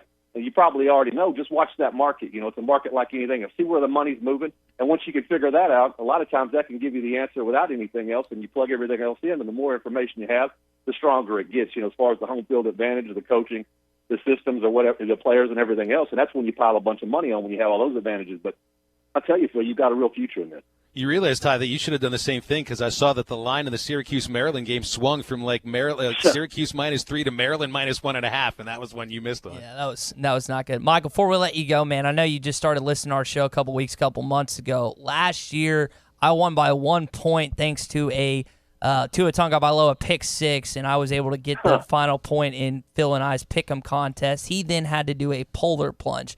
What should Phil and I do this year for the contest loser? Now, it doesn't need to be this guy wins this. No. It needs to be this guy lost, so he has to do this. What should Phil and I do to pick for the loser that has to suffer through this year? I think the guy ought to have to drive to the other guy's location where he's broadcasting from and kind of do what that guy says, what that guy wants. He's that guy's man for the day. He's just he's subservient to him. He just gets him whatever he wants. He goes, gets his lunch. It's like what you would do for an intern, And this is just off the top of my head. I have no idea. You guys have to figure it out however you want to. But you're talking about butler service. I think one of us would have to be the other's butler for a day. There you go. That be his butler for the day, and I'm going to tell you something. If I beat you and you were my butler, hey, there'd be some tough jobs coming. I can assure you. I'm a glorified intern for Phil already, so we might have to find something else for that. There you go. Go from get off my lawn to go mow my lawn, please. There you go. Hey, Michael, appreciate the call as always. Mine, you got it. We'll talk to you later. That's Michael from Stuttgart. Good stuff for Get Off My Lawn today. Appreciate your calls and your texts. B.E. from Clarksville says, I feel dirty for agreeing with Michael twice, but I do. Petrino does not belong at Arkansas. Justin in Ocala says the Arkansas fan police on Twitter can get off my lawn. People that pay for tickets and travel expenses can be critical and still be a fan. And so we got some good reactions from the listeners today. All right, good stuff for Get Off My Lawn. Next up, speaking of Get Off My Lawn, some grades from Arkansas's loss to Ole Miss. That's next on ESPN Arkansas and hitthatline.com. Shooters shoot. You're listening to Halftime. What it's doing to me ain't a secret. It's Southern Tire Mart Free Break Inspection Tuesday. This is the Morning Rush. Tyler, I'm interested. I think a lot of our audience be interested in knowing what you think about the quarterback battle. I really hope that what we saw last year, indecision in regards to who was going to play quarterback, wasn't what anybody enjoyed watching or being a part of. And so you hope that they settle on a decision and you have a guy sooner rather than later. Don't miss the Morning Rush. Weekdays from 6 till 9. Only on ESPN 95.3. For over 80 years, Rhodes Chevrolet has been a name you can trust. Rhodes has always been dependable in the car buying and car owning experience. From the first time you walk into our showroom, you're treated like family. Part of the family-owned dealership and service department that has served Crawford County for over 8 decades. Find your next dependable vehicle today at 2800 Alma Highway in Van Buren or at RhodesChevy.com. Find new Rhodes at Rhodes Chevrolet. Dependable since 1934. Now is the time to book your fundraising and corporate golf outings for 2019 at Eagle Crest Golf Course. Call Eagle Crest now before all the best dates are gone. 479-632-8857. Eagle Crest Golf Course, voted best of the best golf course 2 years in a row. Let their staff take care of everything, from help with your tournament as well as food and beverage service. If you're looking for a place to host your corporate or charity event this year, call Eagle Crest Golf Course. 479-632-8857. Frank Pro Furniture knows you are tired of all the back-to-school sales. So this September, we are going to do something different. Come into Frank Rowe Furniture and spin the wheel and win a free swivel recliner or get anywhere from 5 to 50% off at Frank Rowe Furniture. We also are now offering 0 down and up to 60 months interest-free financing with approved credit. Spin the wheel to win only at Frank Rowe Furniture. You always win at Frank Rowe Furniture, 405 4th Street in Barling, Arkansas. Best seats in the house. Your fence is more than a decoration. It's a reflection of its owner. Choosing a fence company should be done with integrity and quality in mind. The Fence Man has been providing fencing and security solutions for over 40 years. An in-house custom iron and gate department, plus an access control department. The Fence Man offers services other companies aren't equipped to do. The Fence Man, fencing and security solutions to protect what matters most. 479-782-3936 or online at thefencemancompany.com, a division of Quantum Property Services. If you have experience transporting frozen and refrigerated goods and want to be part of a trucking family with insurance and be home every week, you need to contact Brent Higgins Trucking. Since 1997, Brent Higgins Trucking in Mulberry has been proudly delivering to and from various areas of the United States, including but not limited to Oklahoma, Texas, Louisiana, and Mississippi. Brent Higgins Trucking, where you're a name, not a number. Call them at 479-997-2366 or log on to BrentHigginsTrucking.com. Hello, would you like me to find workout classes near you? There are no stores that sell glasses within 10 miles of your location. There's enough artificial in the world. That's why Michelob Ultra is brewed with no artificial colors or flavors. With just 95 calories and 2.6 carbs. Superior light beer. Enjoy responsibly. 2019 Anheuser-Busch Michelob Ultra Light Beer, St. Louis, Missouri. 95 calories, 2.6 grams carbs, 0.6 grams protein, and 0.0 grams fat per 12 ounces. It's the place there's no place else like. Home. It's the circle of chairs around your fire pit, where all the do you remembers get passed around like bowls of ice cream. It's bacon and eggs in the skillet, crackling along with the laughter. It's the picture in the hall of your great-grandfather, whose mustache he willed to your son. At Shelter Insurance, we don't just insure your home, we insure all the memories that live inside it. Find an agent near you at shelterinsurance.com. We're your shield. We're your shelter. Ask Randy Malum in Alma or Brad Howe in Van Buren about Shelter's home insurance.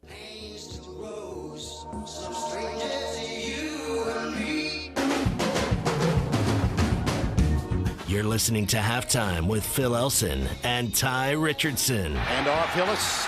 Hillis.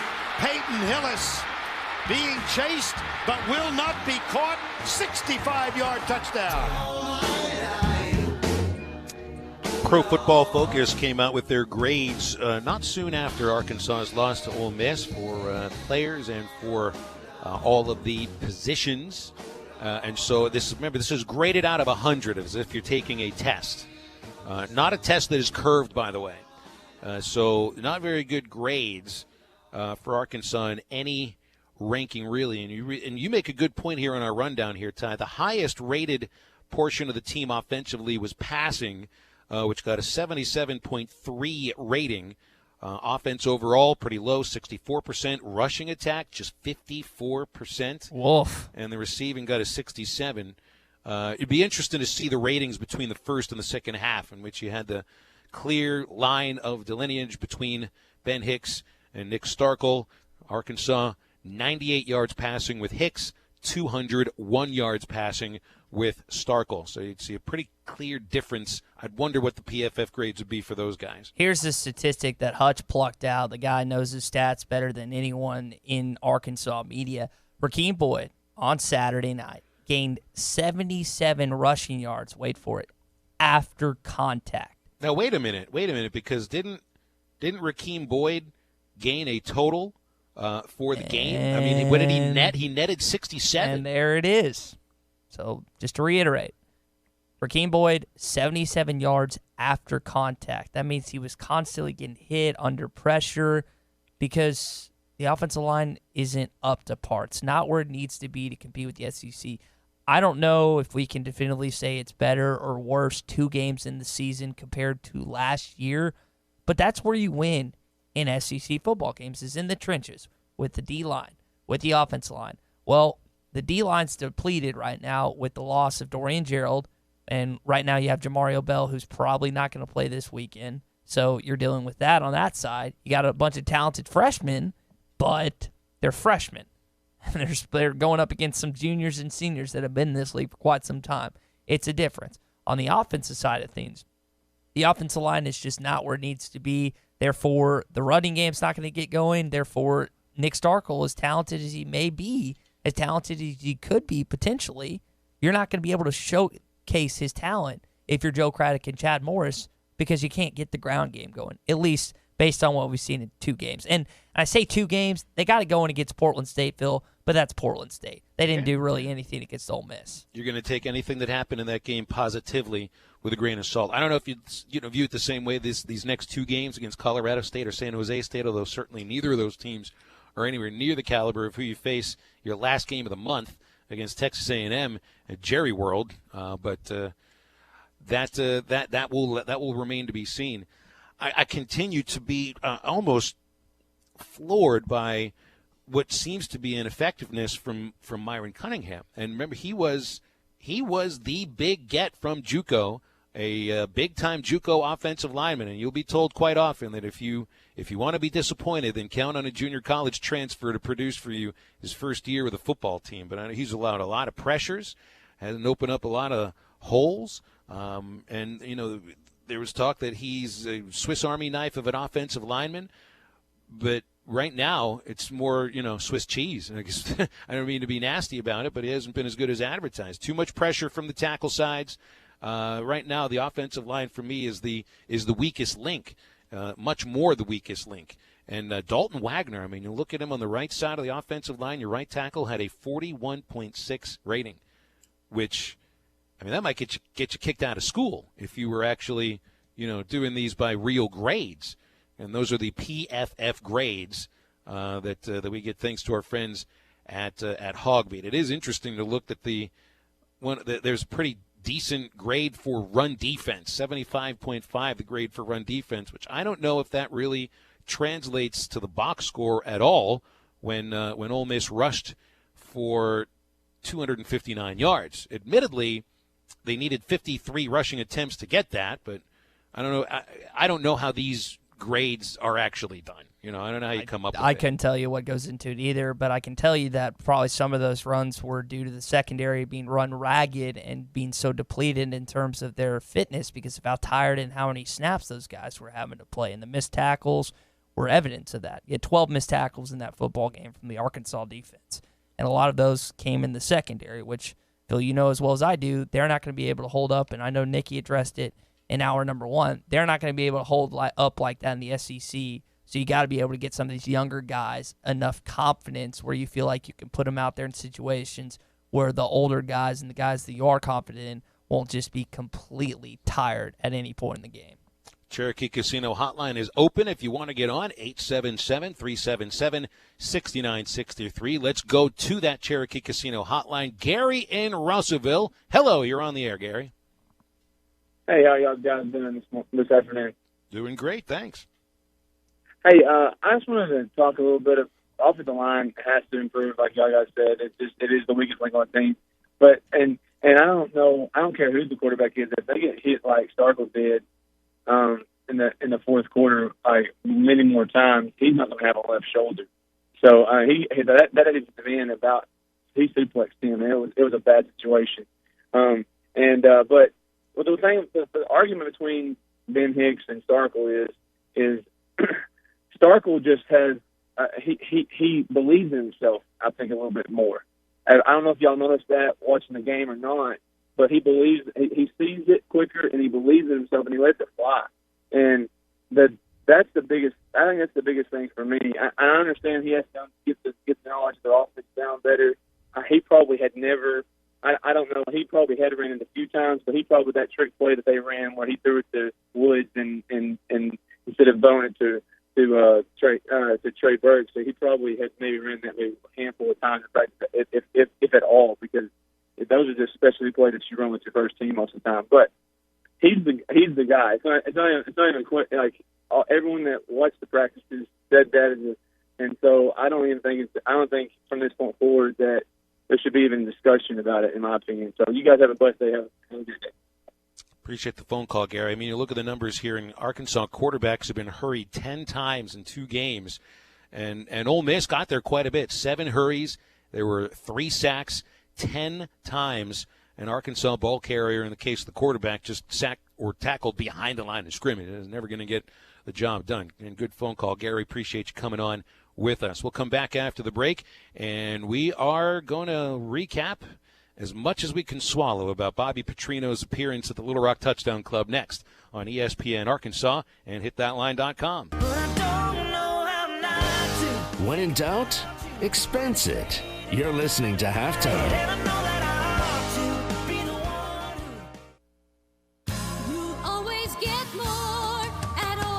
Chevrolet in Fort Smith is the River Valley's favorite Chevy dealer because they always put the customer first. Since 1924, the Orr family of dealerships have grown based on one simple principle. Give the customers more money for their trades and give them a lower price on their new vehicle. It's a simple concept, really, but one that very few dealers honor anymore. Hey, we know you originally paid a lot of money for your vehicle, and Orr Chevrolet wants to pay you the maximum amount for it. Then we'll give you an awesome price on a new Chevrolet. But we're not done giving you more. Included with any new vehicle sold, Orr Chevy will also give you a lifetime powertrain warranty, 2 years of free maintenance, and free car washes for life. So come get a lower price and more money for your trade today at Orr Chevrolet in Fort Smith, because you always get more at Orr. Mentor's Lumber True Value has a simple way to help rid your home of pesky insects. Right now, get a 1.1-gallon jug of Ortho Home Defense Insect Killer for just $9.99 after a $3 in-state rebate for True Value Rewards members while supplies last.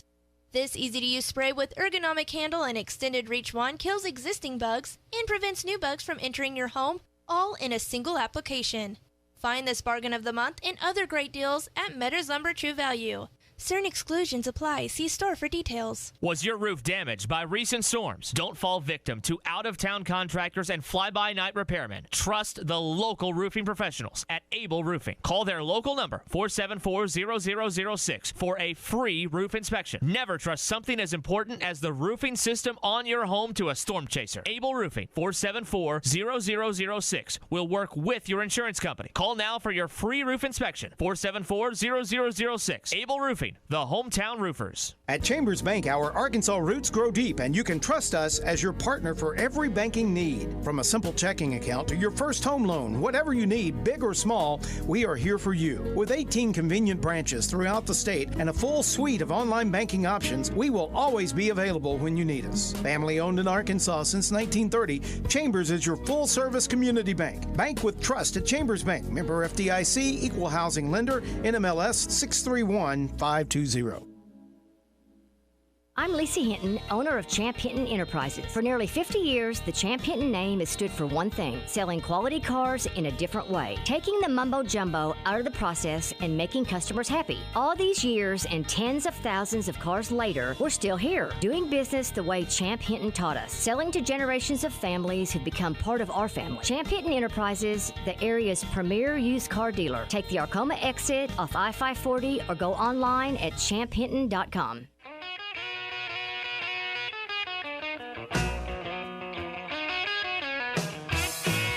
You're listening to Halftime with Phil Elson and Ty Richardson. At the end of the day, it's on the road in the SEC with a backup quarterback, and this running game with Darren McFadden is the real deal. The Hogs take it to Tennessee. I like Arkansas. All right, let's get to what happened in the Rock yesterday at the Little Rock Touchdown Club. And, oh, by the way, if you enjoyed Bobby Petrino's speaking engagement yesterday, which really is more of an interview with David Basil serving as the go-between. What do you think it'll be like when Urban Meyer comes in on Monday, October the 7th, or Houston Nutt 2 weeks after Meyer is done? So had some interesting ones coming up. Dan Hampton next week, Hunter Yurachek after that, but Bobby Petrino sold out as quickly as possible. And I think Ty Richardson, there's no doubt about it. What did people want to hear more than anything else? We have some sound from all of these things. They wanted to hear his apology, and here's part of it. You know, when I was contacted about coming here, I immediately shocked Frank when he called me, and I said, yeah, I'd love to.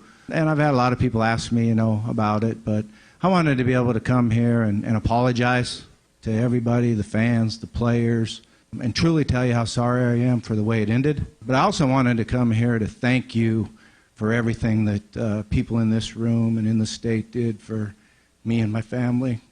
You were great to us. Phil, let me distinguish something real quick. And I can't be the foremost judge of sincerity or be the guy that judges morals and morality and stuff like that. But did you hear the wording he used? How it ended. Not what I did. Not that the university could have gotten sued. Not that I did that. Not that I screwed over my wife and so many other things. How it ended. And that irked me a little bit. Now maybe I'm being hypercritical at this point. But it was the wording that was just kind of like, I feel like he could have said it another way at this point. I know you're going to be a lot more critical on him than I am.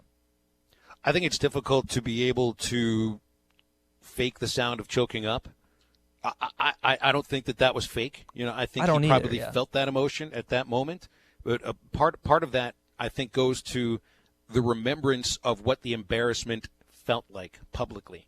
There's the difference between, getting your doors blown off on a football field, which you just learn to deal with and learn how to come back from that, than a complete, total, public, personal embarrassment, which, I've had to bounce back from something like that. Nothing nearly, what Petrino did to himself. And I can understand when you're asked about that and you do have to give an answer, it brings it back. It really does. It brings it back. It gets you choked up. That doesn't necessarily mean that the apology was forthright. It to me means you still feel a little bit of the embarrassment that you felt back then. Now here's one that I guess it's an easy answer. I mean, he didn't really have a chance to say goodbye because the firing was rather unceremonious, and at that point, you're not welcome back at the facility to say goodbye to the kids that you bring into the program. Here's Bobby Petrino on what for him was the hardest part of the firing. It was hard, something that happened a while back. And like I said, something I'm truly sorry for. It was the hardest thing was not to be able to see the players and talk to the players and, guys that truly made a total commitment to our team. We had some great teams and some special teams, but it was because of the players and the camaraderie that we had and the energy that we gave each other. And you picture all those players in your mind and think of how much sacrifice and commitment they made to the University of Arkansas and to our football team. And, I was just very fortunate to be able to coach a bunch of guys like that. You weren't too fond of his answer there, Phil. Not really, because this is the same coach that signed a 10-year contract with Louisville and 6 months later takes a job at the Atlanta Falcons. So, and the way he said goodbye to the Falcons at the same time, look, again, I understand there are different calendars for college coaching and professional coaching, but it just didn't sit well with anybody that was with Louisville then, didn't sit well with anybody that was with Atlanta then. And you just have to pardon me with some of this because I just don't buy what the man sells. Hey, I never have. I never will. But he did it for free, Phil. Full disclosure, as a coach reference, I was watching to see if you were going to be back in coaching this year. If you weren't, the minute I saw that you weren't, I reached out to Frank Fletcher and said, Frank, would you reach out to Bobby and see if he'd be willing to come? And so Frank did and connected us with Bobby. And one of the things I love about this, as you all know here at this Touchdown Club, we oftentimes have to pay good sums of money to get our speakers in, former coaches and former players. And I kept asking Coach Petrino, I said, Coach Petrino, how much you want? He kept ignoring me. I said, Coach, how much you want? And he said, and he's not charging one single dime for being here today. So I just thought that was a retribution, Phil, for what happened, man. Sit down with the standing ovation, please, Little Rock Touchdown Club customers. Because the man made a $14 million buyout from Louisville. This is window dressing. It's, whatever you think politics-wise, Donald Trump doesn't need the salary from the United States government. And so, you make a big deal about giving it back to the Treasury. To me, it doesn't matter. It's the same idea as with Petrino here. He did not need whatever David Basil's organization pays. It's a pittance. This is... It just doesn't come off like something that is genuine. You want to be genuine with it? Donate it to a charity. Take the money that they're giving you, donate it to a worthy charity, rather than saying I'm not taking money from this and that makes me a good guy. I just don't buy it. Thumper text in, this is honestly cringe-worthy. Yes. Scott in Fort Smith says, what about the players on the Falcons and Louisville body? What you referenced, Phil. So there's some stuff say about it what you will, but the best thing that came out of the Little Rock Touchdown Club was, if you remember, LSU Arkansas 2010, the rights to go to the Sugar Bowl, where Arkansas would go on to win the game. There was a 4th and 3 play on the 39-yard line of LSU that Arkansas was deciding what to do. Here's the conversation that Bobby Petrino had with John L. Smith, which ultimately led to the Joe Adams touchdown. 4th down, I think it was either 4 or 6 to go. And it was like, do you punt? Do you try a field goal? We're up on LSU, but not by a lot. And then I looked to Coach Smith and I said, what do you think? Should we go for it? And he said, well, we didn't come to paint. So I said, all right, baby, let's go. And that spring, we spent the winter practicing for a look that LSU always ran against us. It was a 3-4 max blitz where they brought everybody. And the year before, when the game went in overtime down at LSU, they would just sit their safeties and try to play the sticks. So they would just play what we called sticks coverage. So Joe ran a little double move. He stuttered at the sticks and then went by him. And Ryan threw a great pass. We scored a big touchdown, and it was an unbelievable win there too. Phil, this goes back to the conversation we had about Ryan Mallett, him talking about them prepping for LSU almost as soon as the season ended. Well, based on what you just said, that was verified how bad they wanted to beat the LSU Tigers after that heartbreaking loss down there in Baton Rouge. Leave it to John L. Smith for coming up with a good pithy quote. Oh, we didn't come to paint. And I'm going to be honest, I didn't know the reference this morning. I know we've had it on our morning show. And I asked John this morning, I was like, man, I know I've heard that reference. And then I was like, where is that from? And then he was like, well, it's from that exact story. So I thought that was a cool connection there. Do we have any time to play the last quote? Yeah, we can get it in here. For me, this gets to the heart of why he was in Little Rock to begin with. This is what Bobby Petrino's doing now. A couple things I'm doing right now that are taking up a lot of time, and that's what I had to get used to, was that the clock ticked really slow for a while. But so we're starting a couple franchises in the state of Colorado with my youngest son, a deal called Hot Works, where you actually go work out in infrared saunas. And I really liked it not only because of the sweat and the workout, but it really helps your joints and gets rid of some of my hip pain. So we decided to do that, and Bobby will do a good job with that. I am in the process of writing a book about offense with a guy out of St. Louis that I helped him get his doctorate degree. He did a little study on our team. Phil, we got about a minute, so sum up what you told me before we came on, what you think he was trying to do with that last statement, and ultimately his speech down yesterday. This sounds like a bored football coach who wants to be a coach again. It's exactly what it sounds like. And I think he's got more time on his hands than he'd like to work with. And whether you're franchising gyms, writing a book on offense, I just don't know what else he's got going on, And to me, he didn't come out and say it, but there's got to be part of him that's thinking, I've already been accepted back into Louisville before I burnt that bridge again. And maybe I'd like to go back where I was welcome and elevated to God status before people realize what I really am. All right, we'll come back after the break to wrap things up. But first, don't forget, it is the last big RV show of the year going on right now at Breeden RV in Van Buren. Last chance to save thousands on a giant selection of new and used RVs, ATVs, UTVs, boats, and motorcycles. Also having cookouts, parts and service specials, door prizes, and a deer hunter special like the new 21-foot travel trailer that starts at $999.5 and new fifth wheels up to 35% off. Of course, everything new comes with Breeden RV's exclusive free maintenance for life. Stop by Breeden RV in Van Buren. Start a new adventure today and look for cookouts and door prizes on the 20th and 21st. Check it out at BreedenRVs.com. Cherry on the top of a Tuesday halftime next on ESPN Arkansas and HitThatLine.com. What's your name? What's your sign? You're listening to Halftime with Phil Elson and Ty Richardson. Tell me this, do you kiss on the first date? It's Southern Tire Mart Free Brake Inspection Tuesday.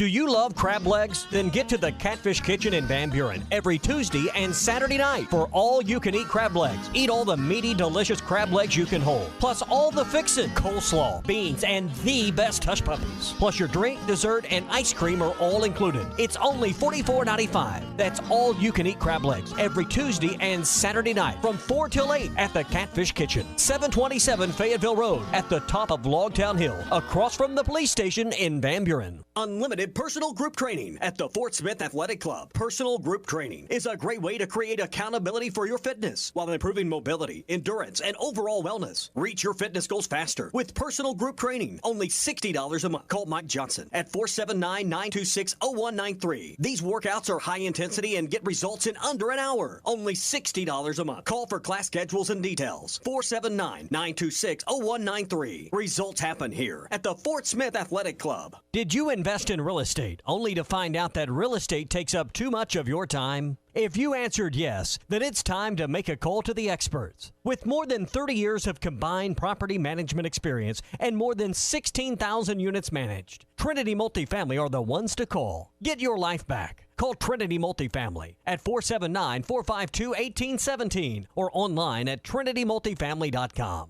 Trinity Multifamily, your teammate in the real estate game. Diesel Service Company at 319 Wheeler in Fort Smith is the place you need to go for all your diesel farm and industrial fuel system needs. Plus, they can service your diesel Power Stroke injectors and take care of your Dodge pickup pump as well. They also have turbocharger sales and repairs for just about every need you may have. In fact, chances are if you have diesel equipment, Diesel Services can handle any problem you have. That's Diesel Service, 319 Wheeler in Fort Smith. See their ad in the Yellow Pages under Fuel Injection Repair. Looking to upgrade your fleet or needing professional service to your existing fleet? Carco International of Fort Smith offers the latest trucks and equipment in the industry. With over 70 years in the trucking and equipment business, they have the experience to keep you on the road. Carco International offers professional service after the sale. Carco International Parts Department supplies all makes, parts, and gives expert service. Carco International is the answer. Leave it to the pros to keep you on the road. Carco International, located at 2721 Midland Boulevard in Fort Smith. Make Awake Boat Sales and Service is not only where you can get your next Yamaha or Skeeter boat, they also carry a huge selection of bait and tackle. Find whatever floats your boat at Make Awake Bait and Tackle. They carry tons of top brand lines of rods and reels and everything you need to gear up your tackle box, from Strike King, Kitech, and Zoom to Sunline and War Eagle products. Make finding your next Yamaha or Skeeter boat an easy catch with Make Awake Boat Sales and Service in Van Buren, 4806 Alma Highway in Van Buren, and MakeAwakeBoats.com. True Grit Running Company is where perseverance meets passion. Whether you're training for your next marathon or just comfortable shoes to keep up with your kids, we have the gear to help you reach your goals. With our slow motion gait analysis and our extensive product knowledge, we have the right pair of shoes for you. We also carry apparel, nutrition, hydration accessories, injury prevention gear, and recovery products. We offer classes, workshops, and group runs. Lace up, show up, and get your grit on. True Grit Running Company, 6808 Rogers Avenue, Suite B, behind Chick-fil-A. Locally owned Lumber One can handle all of your building needs. They've built their business on having great relationships with everybody from contractors and builders to the everyday build-it-yourself. Lumber One is a full-line door shop to handle all of your door, window, and trim needs. And along with lumber, roofing and drywall products, attic wall and floor insulation is available. Lumber One also does blueprint takeoff with access to design services with estimates available. So go where the pros go. Lumber One, located on Industrial Park Road in Van Buren. We were on a break!